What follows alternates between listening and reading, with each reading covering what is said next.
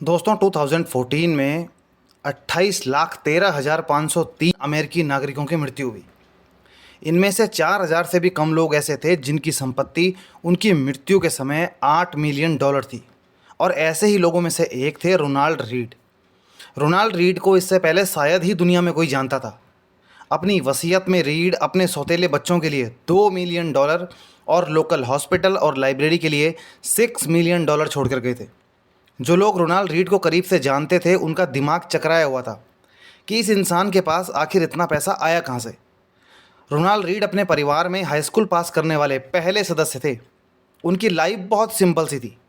उन्होंने 25 सालों तक एक गैस स्टेशन में कारों की मरम्मत की। 17 सालों तक जेसी पेने स्टोर में झाड़ू लगाई।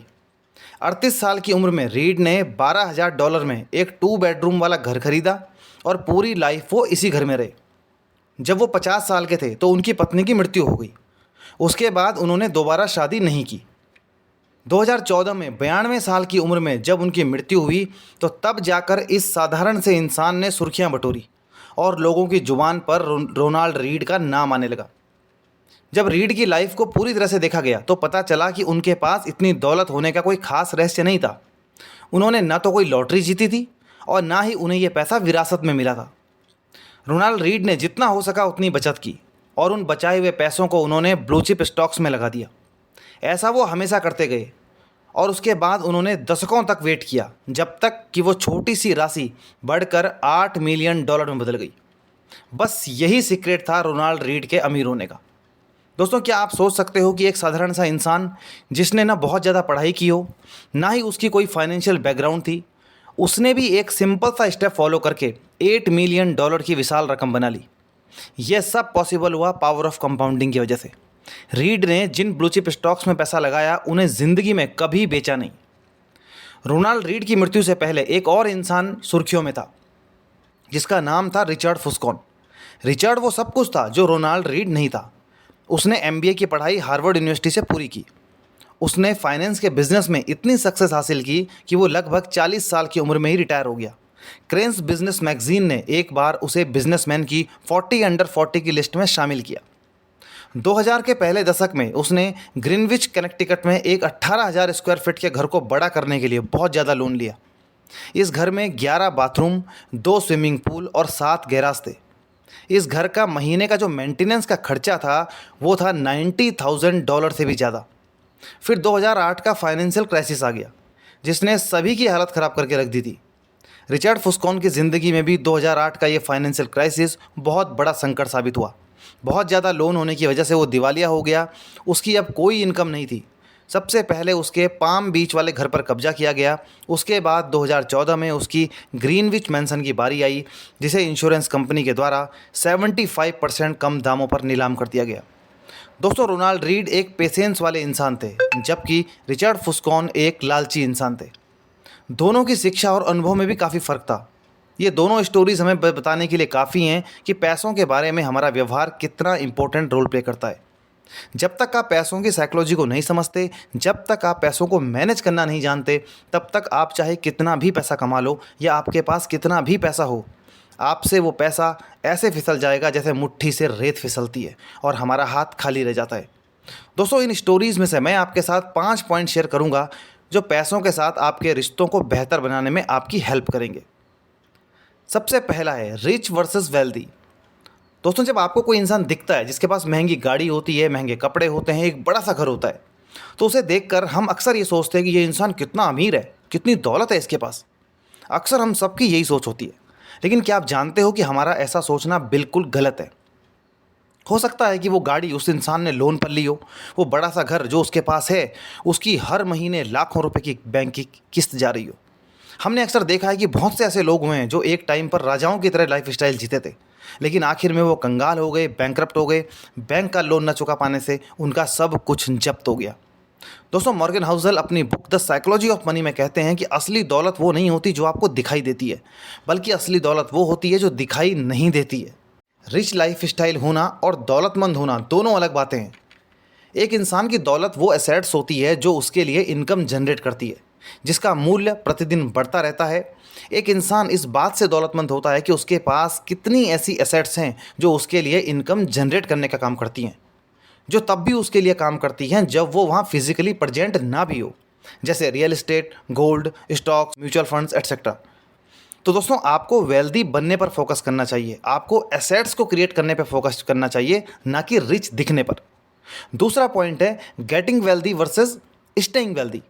दोस्तों, हमने ऐसे बहुत से लोग देखे हैं जिन्हें अचानक से कहीं से पैसा मिल जाता है और वो करोड़पति हो जाते हैं, लेकिन फिर कुछ सालों में वो वापस वहीं पहले जैसी हालत में पहुंच जाते हैं।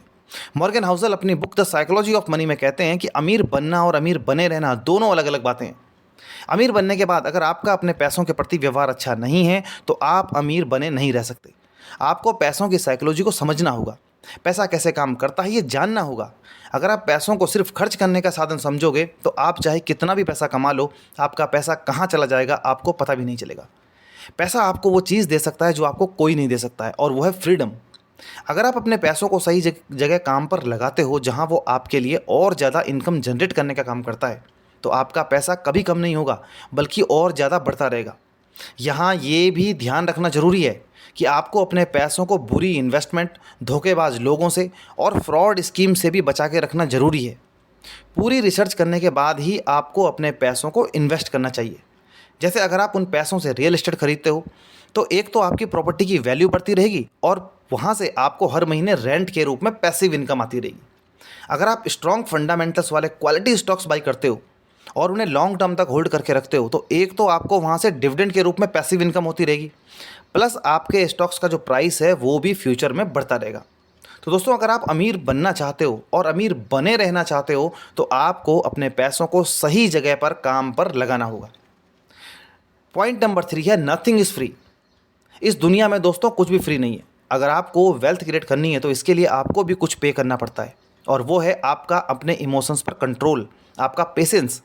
जैसे हम सब जानते हैं कि लॉन्ग टर्म में स्टॉक मार्केट हमको सबसे बेहतर रिटर्न देता है, लेकिन इसके लिए आपको लॉन्ग टर्म तक टिके रहना जरूरी है। स्टॉक मार्केट शॉर्ट टर्म में वॉलेटाइल होता है। अगर आपके अंदर पेशेंस नहीं है तो आप यहाँ से पैसा नहीं कमा सकते। अगर आप वॉलेटिलिटी को नहीं झेल सकते हो तो स्टॉक मार्केट आपके लिए नहीं है। अगर आप एक लॉन्ग टर्म इन्वेस्टर हो तो आपको शॉर्ट टर्म की इस वॉलेटिलिटी से परेशान होने की ज़रूरत नहीं है। आपको अपने इमोशंस को कंट्रोल में रखना जरूरी है, तभी आप लॉन्ग टर्म में यहाँ से अच्छा रिटर्न आपको प्राप्त होता है। ये निफ्टी का चार्ट है। यहाँ आप देख सकते हो कि शॉर्ट टर्म में चाहे कितने भी उतार चढ़ाव आए हों, लेकिन लॉन्ग टर्म में स्टॉक मार्केट हमेशा ऊपर ही गया है। पॉइंट नंबर 4 है कंपाउंडिंग। दोस्तों, क्या आप जानते हो कि सिर्फ 350 रुपये हर महीने जमा करने से आप भी करोड़पति बन सकते हो? अब आप कहोगे कि सर ये क्या मजाक कर रहे हो।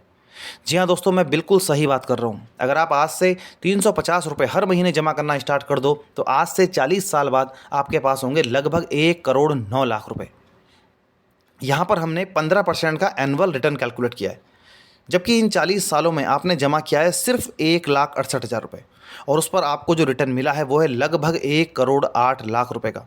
अब आप सोचिए कि ये तो सिर्फ 350 रुपये पर मंथ से स्टार्ट हुआ, और अगर आप ज़्यादा अमाउंट जमा करते तो दोस्तों, इसके पीछे जो रहस्य है वो है कंपाउंडिंग का।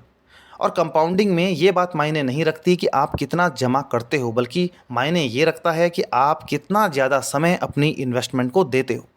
विश्व के महान निवेशक वॉरेन बफे इसलिए अपनी ज़्यादा वेल्थ क्रिएट नहीं कर पाए क्योंकि उन्होंने बहुत ज़्यादा पैसे इन्वेस्ट किए, बल्कि वो अपनी वेल्थ को इसलिए क्रिएट कर पाए क्योंकि उन्होंने अपनी इन्वेस्टमेंट की जर्नी 11 साल की उम्र से स्टार्ट कर दी थी, और उनकी दौलत का मैक्सिमम भाग उनके पास 50वें जन्मदिन के बाद आया। उन्होंने अपनी इन्वेस्टमेंट को आज भी जारी रखा हुआ है। यही रहस्य है इस महान निवेशक की दौलत का। दोस्तों, अगर आप भी वेल्थ क्रिएट करना चाहते हो तो आपको भी कंपाउंडिंग को अपना मित्र बनाना होगा। जितना ज़्यादा समय आप अपनी इन्वेस्टमेंट को दोगे, जितने ज़्यादा टाइम तक आप इन्वेस्टेड रहोगे, उतनी ही ज़्यादा दौलत आप इकट्ठा कर पाओगे। पॉइंट नंबर 5 है सेव मनी। दोस्तों, वेल्थ क्रिएट करने की जर्नी में सबसे इंपॉर्टेंट रोल प्ले करती है आपकी सेविंग्स। सिर्फ दूसरों को दिखाने के लिए अपने पैसों को बर्बाद मत कीजिए। जितना हो सके अपने पैसों को सेव कीजिए।